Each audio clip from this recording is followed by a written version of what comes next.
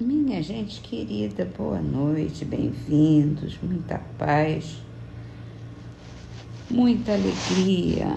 Estamos juntos novamente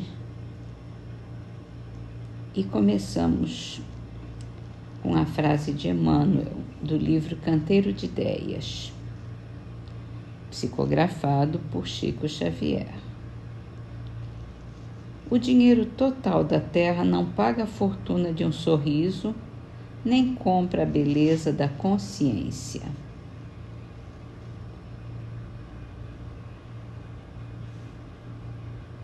No Livro dos Espíritos, a gente está lendo sobre o bem e o mal. E a pergunta é: se desejar o mal é tão repreensível quanto fazer o mal? Depende. Há virtude em resistir-se voluntariamente ao mal que se deseja praticar, sobretudo quando há possibilidade de se satisfazer esse desejo. Se apenas não o pratica por falta de ocasião, quem o deseja é culpado. Porque se ele pode, ele vai praticar, né? Não está apenas desejando, porque tem gente que deseja com toda a força também. Está querendo mesmo. Às vezes é uma coisa da boca para fora. Se pudesse, não, na verdade não praticaria, só está dizendo que gostaria, mas não tem essa força toda. Então vamos para a Gênese e a gente entra num novo item, sinais precursores, no capítulo das predições do Evangelho. São várias passagens do Evangelho. A primeira é de Mateus, capítulo 24, versículos 6 a 8. Também ouvireis falar de guerra e de rumores de guerra. Tratai de não vos perturbardes, pois é preciso que essas coisas se deem, mas ainda não será o fim, pois ver-se-á povo levantar-se contra povo e reino contra reino, e haverá pestes, fomes e tremores de terra em diversos lugares. Todas essas coisas serão apenas o começo das dores.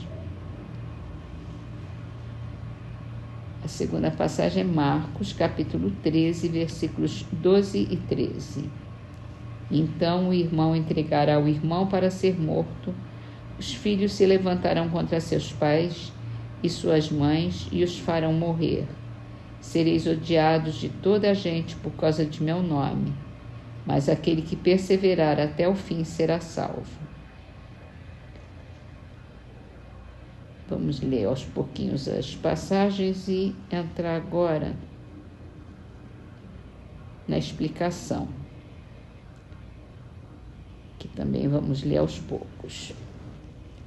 É evidentemente alegórico esse quadro de fim dos tempos, como a maioria dos que Jesus compunha.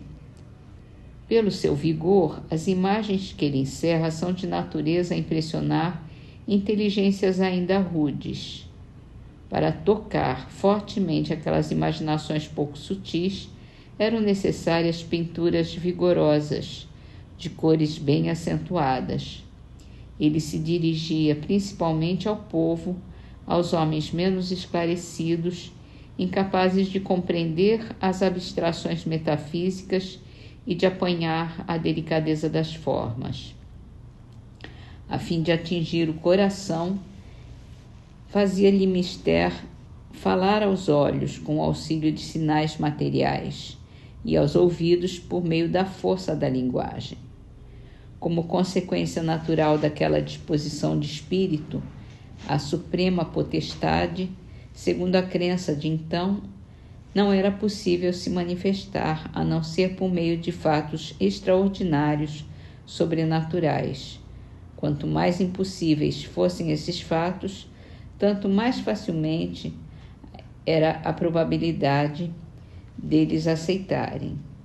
O Filho do Homem a vir sobre nuvens com grande majestade, cercado de seus anjos, e ao som de trombetas, lhes parecia de muito maior imponência do que a simples vinda de uma entidade investida apenas de poder moral. Por isso mesmo, os judeus que esperavam no Messias um rei terreno, mais poderoso do que todos os outros reis, destinado a colocar-lhes a nação à frente de todas as demais e a reerguer o trono de Davi e de Salomão, não quiseram reconhecê-lo no humilde filho de um carpinteiro, sem autoridade material. No entanto, aquele pobre proletário da Judéia se tornou o maior entre os grandes. Conquistou para sua soberania maior número de reinos do que os mais poderosos potentados. Exclusivamente com a sua palavra e o concurso de alguns miseráveis pescadores, revolucionou o mundo. E a ele é que os judeus virão a dever sua reabilitação. Disse, pois, uma verdade quando, respondendo a essa pergunta de Pilatos, és rei? Respondeu, tu o dizes. É uma força muito grande de Jesus, muito maior do que qualquer imagem, né, que a gente vê nesses textos. Mas também tem toda uma verdade quando a gente vê os acontecimentos de todos os milênios aí que se passaram, né? Vamos então terminar as nossas leituras com a trovinha de Casimiro Cunha, do livro Correio Fraterno, psicografado por Chico Xavier. Ouviste impressos agravos a doutrina em que mais crês. No entanto, se há mais ofensa, perdoa e ajuda outra vez. Vamos então à nossa prece com a mensagem de Emmanuel, do livro Paz e Renovação. Abençoemos sempre. Aquele que talvez a gente considere por inimigo só porque não satisfaz nossas reclamações, provavelmente é a criatura pressionada por exigências que nunca nos abordaram as áreas de ação. O companheiro que parece viciado em vista dos hábitos infelizes a que se afeiçoa, até que se projetasse na sombra, sofreu várias tribulações, provavelmente para a travessia das quais, possivelmente, nós não disponhamos ainda nem mesmo da metade das forças. O irmão que alijou a carga de compromissos que lhe competia no meio da estrada, onde jornadeamos, terá aguentado no mais íntimo da própria alma provas e conflitos que provavelmente até agora não conseguimos imaginar.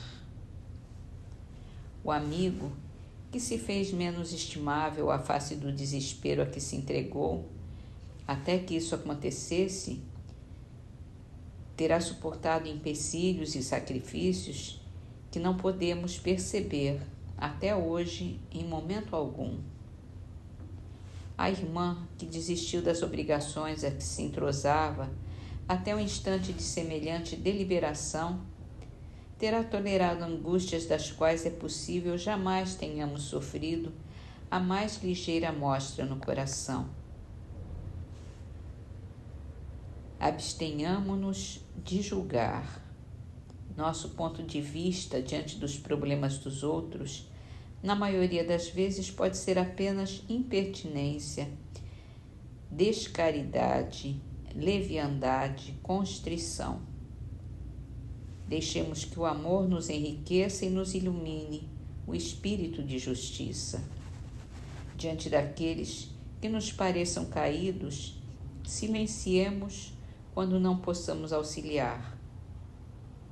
Recordemos que todos eles são igualmente nossos irmãos, e já que não sabemos até quando e até onde conseguiremos assegurar a própria resistência à frente das tentações, saibamos entregar as dificuldades alheias à bondade de Deus, cuja misericórdia cuidará delas, tanto quanto cuida e cuidará também das nossas.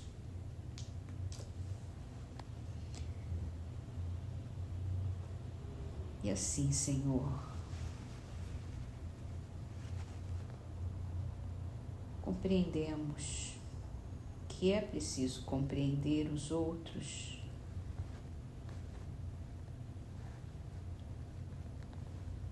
e pedimos que nos ajude, Senhor, a termos essa consciência todo o tempo e possamos ouvir os nossos mentores, nossos protetores, nossos amigos espirituais a nos aconselhar, a não criticar quem quer que seja naquele momento em que nosso pensamento, a nossa palavra está prestes a entrar no espírito de crítica, que possamos passar diretamente para o espírito de compreensão, para o entendimento, para podermos perdoar a todos e entrarmos na capacidade de sermos perdoados por Ti, Senhor. Sejamos amigos, companheiros, sejamos amorosos e caridosos, compreendendo os nossos irmãos e, se possível, ajudando nas suas tribulações.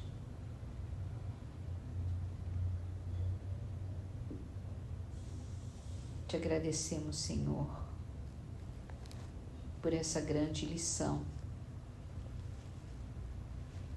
pedindo que abençoe a todos e que as nossas vibrações de amor, de paz, penetrem no coração de todos os nossos irmãos em sofrimento, e assim, com as suas bênçãos, Senhor,